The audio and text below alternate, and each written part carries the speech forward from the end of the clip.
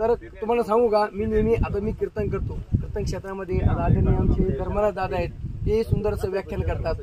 आम्ही सामाजिक क्षेत्रामध्ये बोलत असताना आमचं नेहमी म्हणणं असं असतं की या जगामध्ये किती माणूस श्रीमंत जरी झाला, किती श्रीमंत होऊ देतो, त्याच्या घरामध्ये दारात रस्त्यात सर्व जरी पैसा असला, पण आता लक्षात ठेवा, त्याला ज्यावेळेस भूक लागेल ना, त्यावेळेस त्याला भूक लागेल त्यावेळेस तो पैशाच्या नोटा 500च्या नोटाचं जेवण नाही करणार.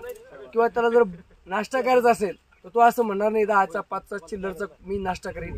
नाही, तो किती जरी श्रीमंत झाला आणि किती जरी पैशावाला झाला, ज्यावेळेस त्याला भूक लागेल ना, त्याला माझ्या शेतकऱ्यातल्या कष्टाने पिकवलेले जे धान्य आहे त्या धान्याच्या माध्यमातून त्याचं पोट भरणार आहे. त्याच्यामुळं आणि म्हटलं जातं की भारत देश हा कृषीप्रधान देश आहे, अवनिस्त हे म्हटलं जातं महाराज. पण खरी वस्तुस्थिती जर पाहिली आपण, तर शेतकऱ्यासारखे कष्ट कोणाला नाही.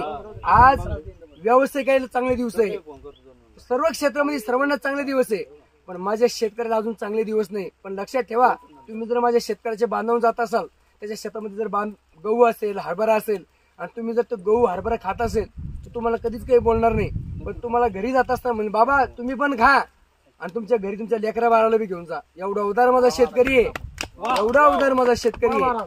पण त्या शेतकऱ्यावर आज खूप बिकट दिवस आलेले आहे. आणि जर सरकारला आली दया माया